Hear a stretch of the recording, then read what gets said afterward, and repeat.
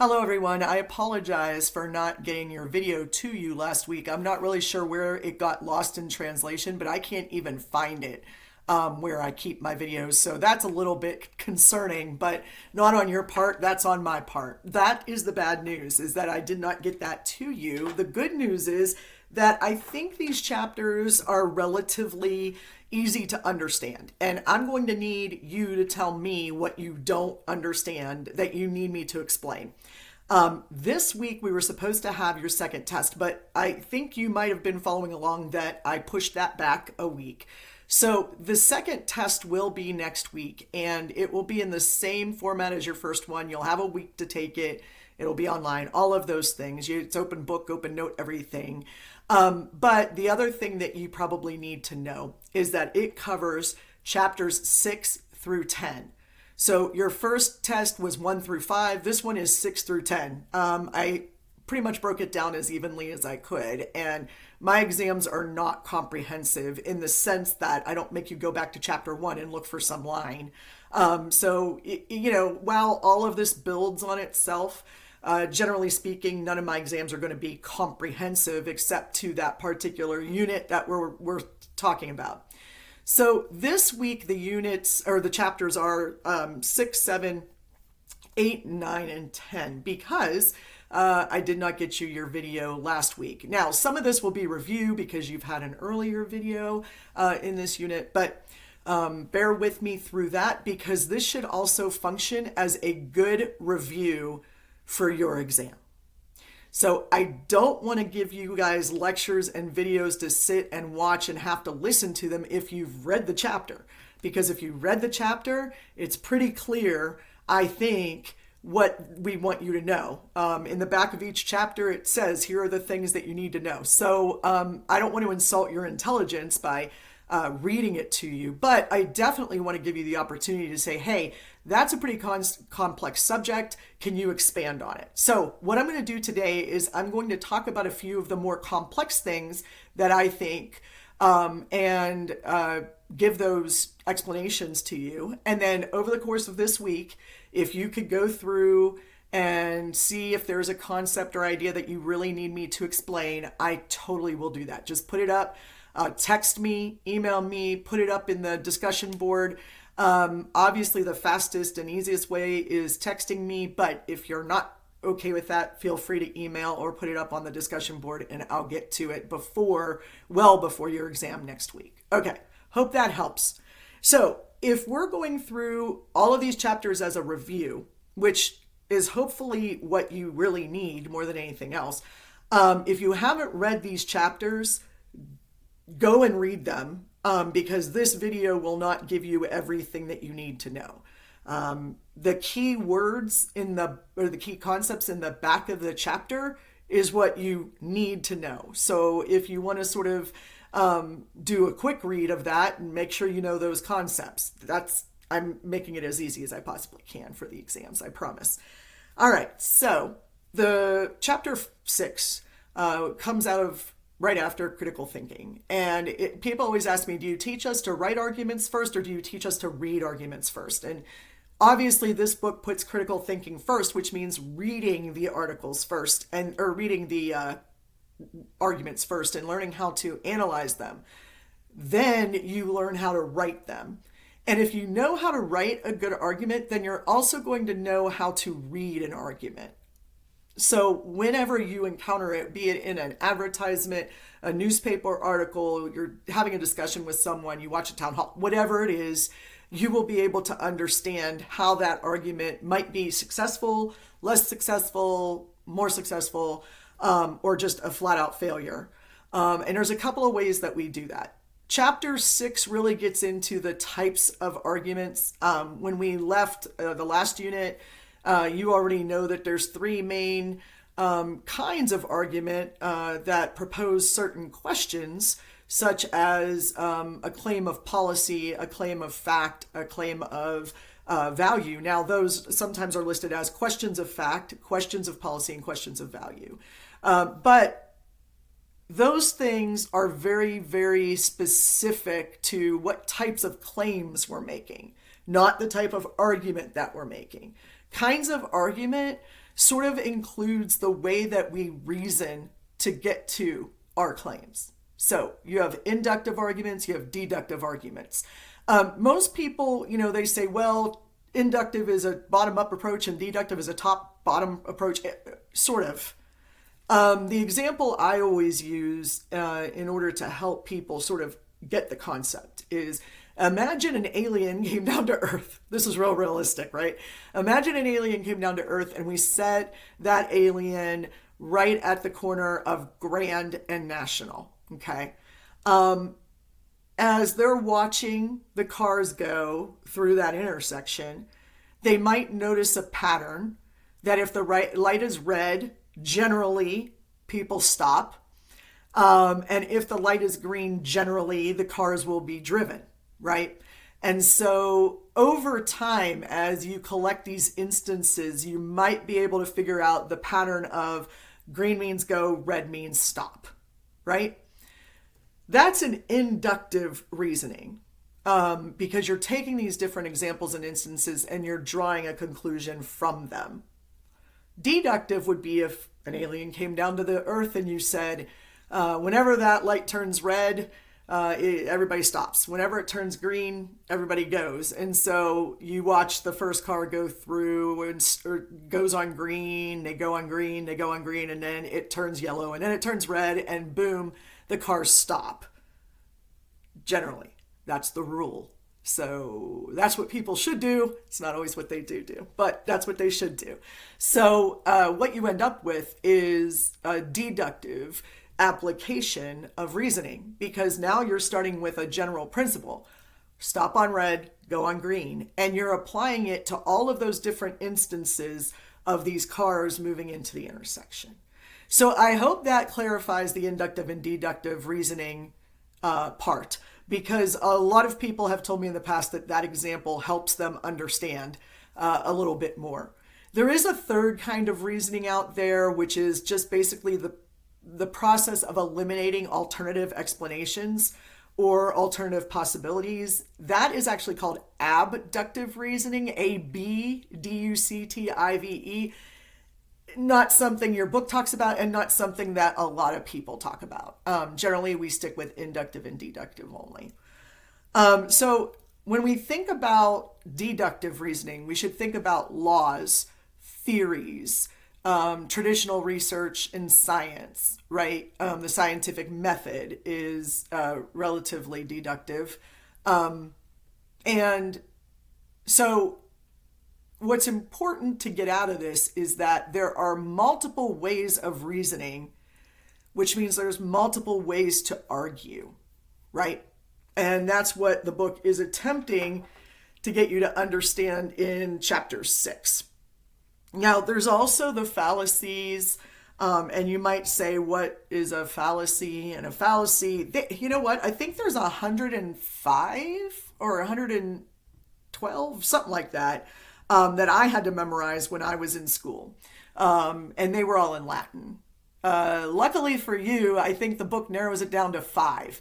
So essentially, what is a fallacy? A fallacy is a flaw in reasoning. It's not a mistake in an argument. It's not, you're wrong. It's literally a flaw in the reasoning. So in the type of argument that you're doing, you may have a valid syllogism, for example, or that's formally valid, right? You followed all the steps. You have a major premise that we all agree on. You have a minor premise that's an application piece, and you have a conclusion, which is obviously following from the first two. But you can also have one that is formally, in its form, valid, but that it is invalid in its reasoning. And the way that happens is the fallacy, right? And I believe your book lists like hasty generalization. I'm not really sure what all the other ones are. There's 5 of them. I know that. Make sure that you know them too, because those will be on the exam. Okay. The next chapter, it gets a little bit deeper into the way that we argue. Okay, so we talked about the way that we reason and the types of arguments that there are. Now let's talk about the way that these come about. And your book gives you a good deal of terms in this chapter. But they're all pretty simplistic. You don't have to memorize them. So that's the good news for you, right? You just have to be able to find them. So hopefully it's not that hard. It gets into traditional rhetorical argument, meaning that it comes from basically Aristotle and those guys. And that's where we start to get into Aristotle's version of reasoning. And for those of you who have read Aristotle before, you probably know this, but for those of you who haven't, Aristotle absolutely loved the syllogism. He loved deductive argument. So you go out there, you make a theory, you take a guess. It's going to hurt when I hit my head against the wall.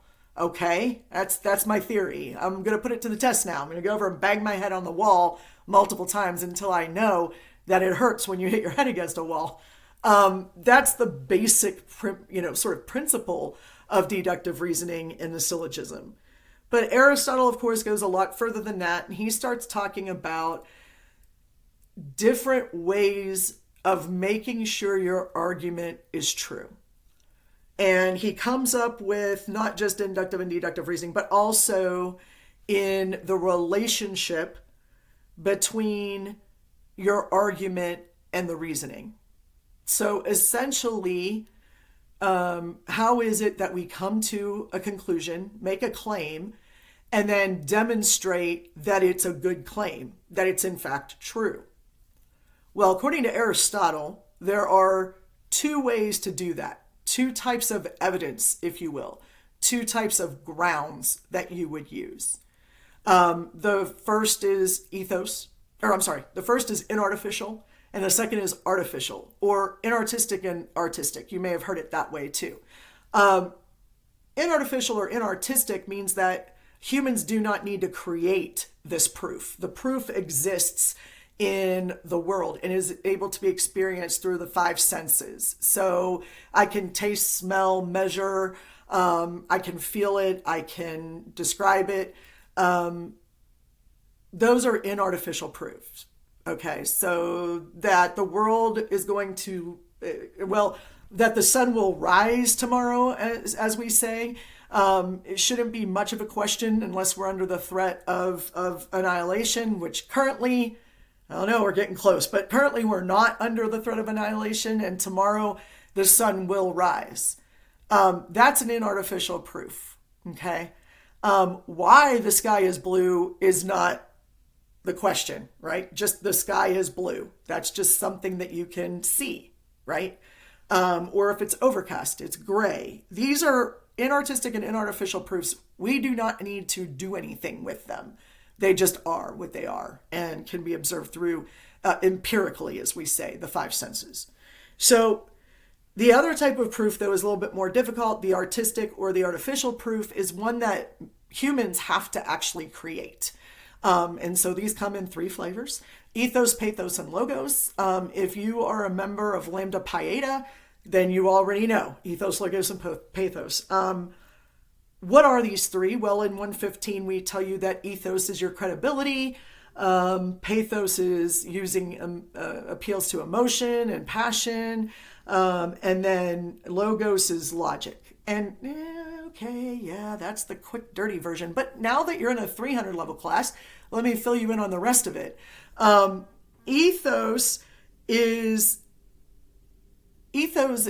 essentially, yes, your credibility as a human being. But Aristotle says it's more than just the two things that make up credibility. Those two things being character, that you're a good person, and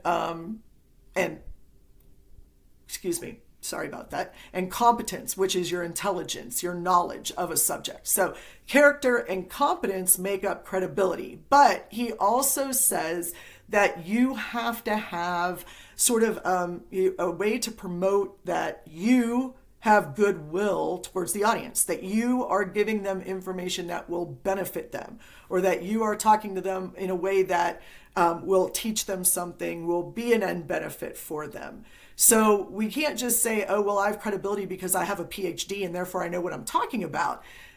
Instead, there are a lot of other ways that we have to demonstrate ethos.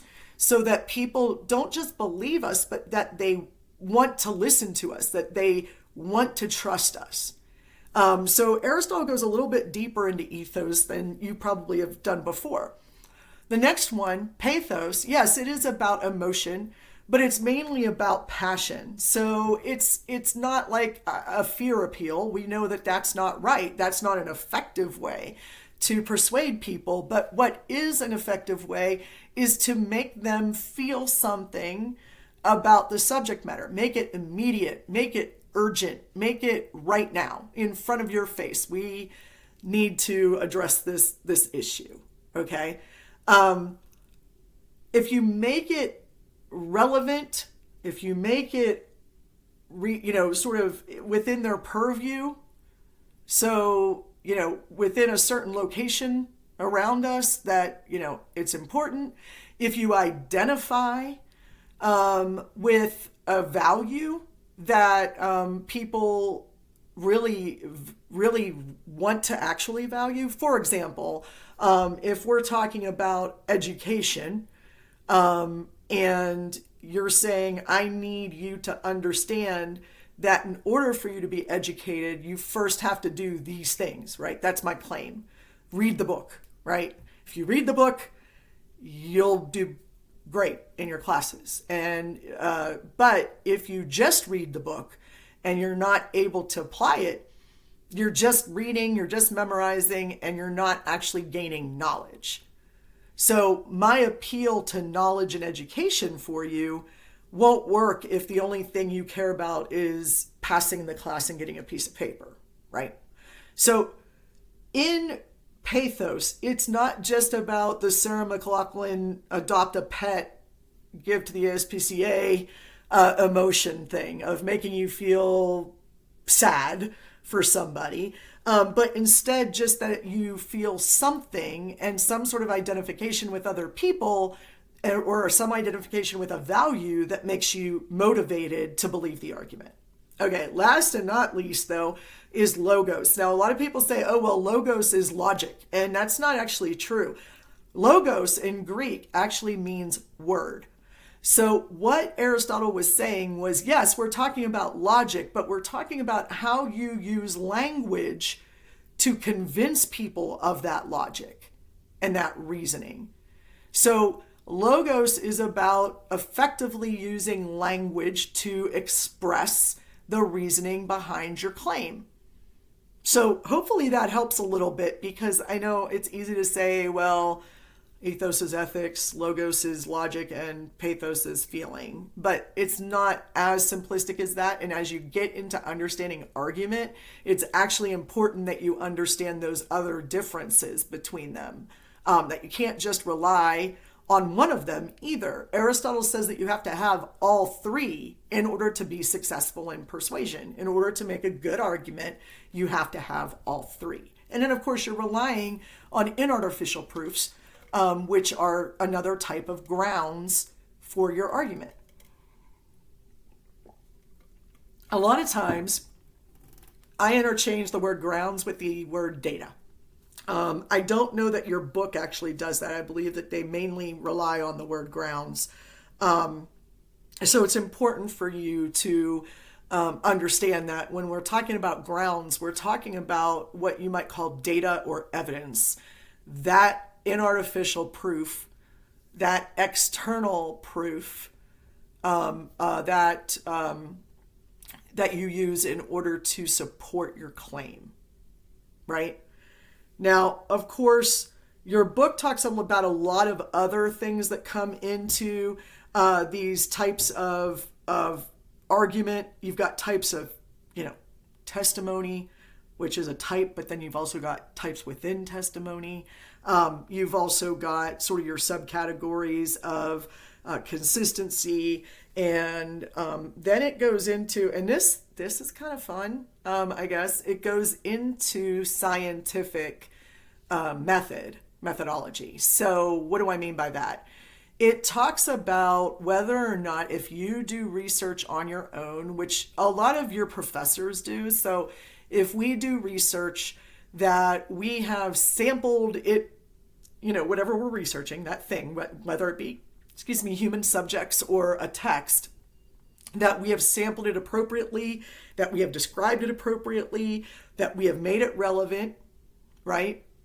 That statistics, which are another form, that those statistics are well grounded in, we always say well grounded, right? So literally grounds, they are well grounded in the scientific method. So statistics, we always say, well, I've got statistics, okay, but statistics are numbers, they don't explain anything. So that's where the next chapter starts to come in. How do you get from the grounds to the claim? There's a lot in there. There's many steps in there, actually.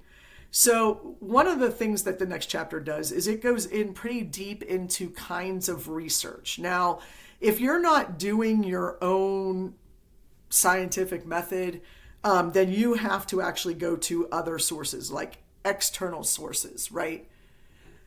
And if you go to external sources, you're going to find various different types, some that are more reliable than others. It's not possible for me to say, don't ever use an online source, because there are plenty of sources available to you, online resources available to you online, that are edited and that are well researched and have credibility, right? What we have to watch out for is that we're able to evaluate the credibility of the sources that we choose to use. So when you're doing your research for your argument, you need to be able to evaluate the credibility of the source. So now you have to look to the source itself. You're no longer the source. You're looking at the source that you're reading or that you're looking up or that you're watching and saying, how is this credible? How do I know that it's credible, right? And so when it comes to actually trying to utilize external sources of information, the reference pages that you all talk about most of the time, in my classes at least, it's not about you have the New York Times, the Washington Post, or a scholastic journal or an academic journal that's peer-reviewed. It's not just about that. If you're using a book, if you're using a web source, if you're using an online source that's available, it may also be in print, right? You need to know what the credibility of that particular source is. In case you haven't been paying attention to anything going on in the world, there are a couple of recent events in the past year and a half or so where people have actually made this case that there are sources out there that are not reliable sources. They're not credible. I won't say the most famous one, but definitely the loudest one is InfoWars, right? And I can't remember the guy's name who leads that. I'm kind of glad I can't, because it used to roll off my tongue really quickly, like way too quickly. But like InfoWars, they've been charged a lot of money. The guy's bankrupt. Money that was owed to people because they misled them. They misrepresented information and people believed it. So this is when you present credible information, you present incredible information, that which should not be believed, as credible. And you try to make it credible. That is a lie for your audience, and it won't really be successful. For example, if you've been watching what's going on with Fox News, same sort of situation, right? They have been accused of not accurately representing information. And so, Murdoch left.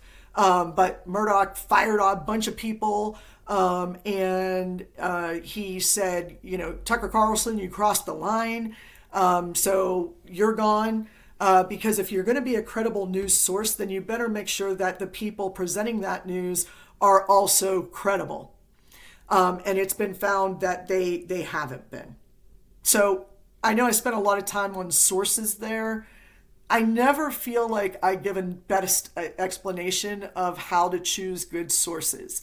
So I sort of rely on you being able to do that and getting information from all of us throughout your academic career to really understand what is a good source of information and what is not a good source of information. All right. The next chapter, which I believe is chapter 8, talks about how to then build the argument. So in other words, how to get from, I've got a bunch of research here, I've got a bunch of grounds, I know what claim I want to make, how do I make sure my audience understands how these grounds lead to this particular claim? And so literally this is about making sure that you can build an argument. And the first thing that you probably need to know is that there are ways to organize an argument that are more effective than others.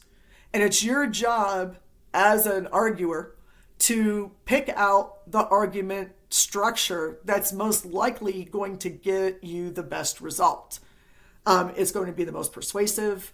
It's going to present the clearest argument. It's going to give the best data that you can use. So your book sort of goes through this very, I call it sort of a clinical process. My argument building is a little bit more organic than this is, but essentially you need to plan what it is that you want to research.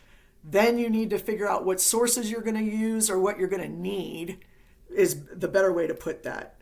And then you can go about figuring out how you want to present it. Now, your book gives you a couple of options. There's the comparative advantage way to do it. And the comparative advantage basically just says, compared to other ways of doing something, so this is sort of a policy argument more than anything else, in order to do that, you compare it to other potential policies, and then you argue for which one has the most advantages.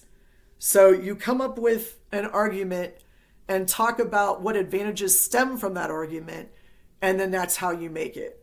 Another one is a goals case, which is basically a problem solution sort of way of doing it, of we need to achieve the following 5 things, and here's the best way to do that.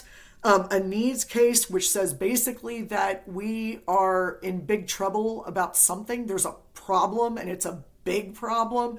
And once I explain all those to you, you'll know we need to act. At that point, I don't need to give you the advantages of acting. What you know is that it's going to prevent these bad things from happening. So we have to fill that need in one way or another. So those are generally the types of cases that you're going to use, and the way that you're going to build your argument is going to be around those sort of plans, your research plan, your organizational plan, and your best effective argument from there. In chapter 9, it talks about refuting arguments. This I always find a little bit insulting to read, because it literally says you need to listen to what people are saying, and then you need to critically evaluate that.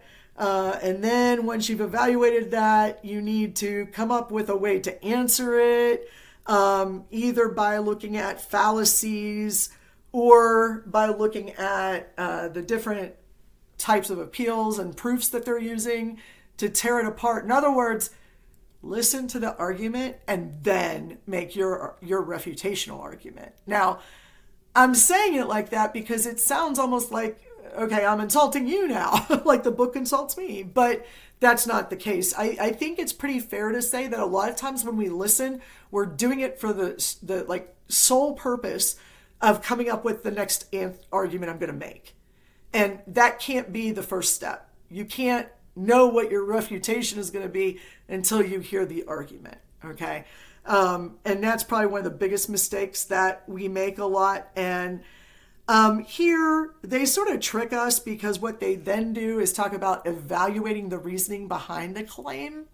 And this is where they slip in a few more of those fallacies that I was talking to you about earlier. They just word them a little bit differently. So we get even more ways to evaluate the reasoning to see if it's actually making sense or not. So I don't know. The refutation chapter is important because you do need to think before you refute. But, that's very well laid out in this chapter. So hopefully you're able to listen to an argument and say, okay, these are the ways I need to answer that argument or win this debate or win this argument, however you want to put it. Chapter 10 sort of comes out of left field, like almost literally, in the sense that it changes to a whole different type of argument, which is visual. Now, this probably isn't going to surprise you, but movies, advertisements, and flat out pictures that you get are persuasive in nature. They make an argument of some kind. Maybe they're trying to affiliate one thing with another. For example, if you wear Nike shoes, you're going to be a great, competitor in sports. Okay, I don't know that I can ever be a competitor in sports again, but when I played softball, when I was a cheerleader, when I played soccer, sure, Nike shoes were helpful, I guess. So what a single image does, in this case, I'm thinking of the Air Jordan picture, right? Where he's dunking a ball, he's high up in the air, he's flying in the air, that somehow Jordan shoes made by Nike were somehow going to make you the best athlete that you could fly through the air and dunk a basketball. Now, we all know that's not true, but the image gave you that feeling, and so you were more likely to buy Nike shoes than if you weren't exposed to that particular picture. So visual images really can make an argument, but you have to make a lot of assumptions about the sort of reasoning behind it. However, sometimes those assumptions are pretty clear. The intent of the photographer, the intent of the artist is very, very clear. And these images, by the way, can be very, very simple all the way to extremely complex. One of the most important concepts to get out of this is the idea of an ideograph or an ideograph, depending on who you talk to. Both pronunciations seem to be okay, but an ideograph or an ideograph literally is an image that makes an argument. I think a lot of times all images make an argument of some kind.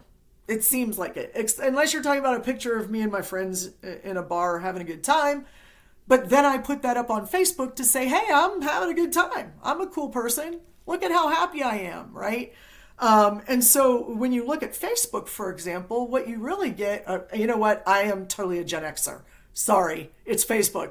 Instagram, also what my niece uses, also an example of this, right? You put up all the pictures that make things look pretty, make you look pretty, or make you look a certain way that you want to express, make sure everybody thinks that everything in your life is good.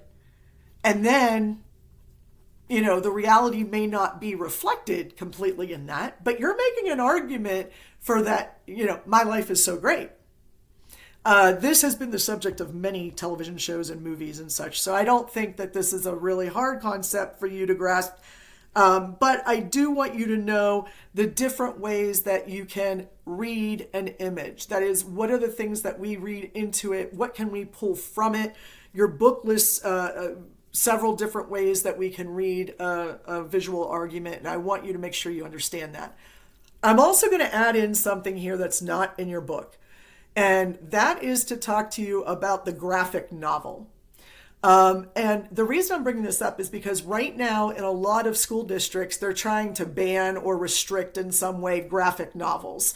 Back in my day, we called them comic books, which made them sound a little more, bit sillier maybe, and also definitely less serious, but also lighter in subject matter. And not all of them were. So I'm kind of glad that over the past 30 years or so, we've switched over into this idea of a graphic novel. It's unfortunate that the word graphic in this case means pictures, And some people seem to think that graphic novel means a graphic description of something. I can't believe that either, but it happens, okay? So what I want to talk about, though, is the complexity of a graphic novel versus a written literature novel, okay? One of the things I find absolutely fascinating is, as some of you know, I live in the Nixa School District, and one of the things they did recently, which just, honestly, it confuses me and blows my mind. So feel free to take this argument apart if you want to. I'm not really sure how to debate it anymore, but I tried my best at the time, and clearly I failed. Nixa School District in the high school removed the graphic novel, The Handmaid's Tale. They removed it. But they kept the literary novel. So the written novel is fine.